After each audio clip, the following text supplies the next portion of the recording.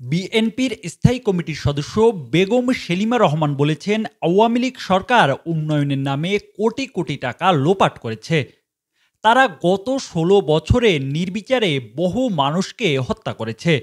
আন্তর্জাতিক গণতন্ত্র দিবস উপলক্ষে মঙ্গলবার বেলা 11:30টায় বরিশাল নগরীর বান্দ রোডে মহানগর বিএনপির আয়োজনে এক সমাবেশে প্রধান অতিথির বক্তব্যে কথা বলেন তিনি।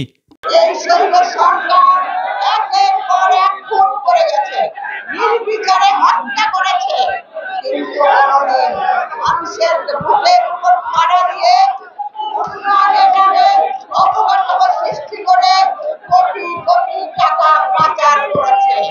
নিজেরা সুখে শান্তিতে থেকেছে, আর সাধারণকে জনগণের দুই পায়ে তাদের বুকের উপর পাড়া দিয়ে তারা তাদের নিজেদের সুখ কায়েম করেছে।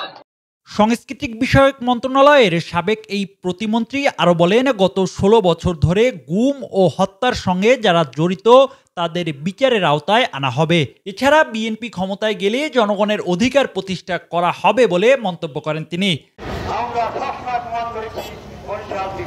মহানগর বিএনপির আহ্বায়ক মনিরুজ্জামান খান ফারুকের সভাপতিত্বে ও সদস্য সচিব জিয়াউদ্দিন শিকদারের সঞ্চালনায় এ সময় কেন্দ্রীয় বিএনপির সহ সাংগঠনিক সম্পাদক আকন কুদ্দুসুর রহমান, বরিশাল জেলা বিএনপির আহ্বায়ক সাবেক সংসদ সদস্য আবুল হোসেন খান, বিএনপির জাতীয় নির্বাহী কমিটির সদস্য ইবাইদুল হক চান, আবু নাসের মোহাম্মদ রহমাতুল্লাহ, মহানগর বিএনপির যুগ্ম আহ্বায়ক আফরোজা খানম নাসরিন সহ দলের কেন্দ্রীয় ও স্থানীয় নেতৃবৃন্দ বক্তব্য রাখেন। সমাবেশ শেষে একটি বর্ণাঢ্য শোভাযাত্রা বের হয়। শোভাযাত্রাটি নগরীর বিভিন্ন সড়ক প্রদক্ষিণ করে সমাবেশ স্থলে গিয়ে শেষ হয়।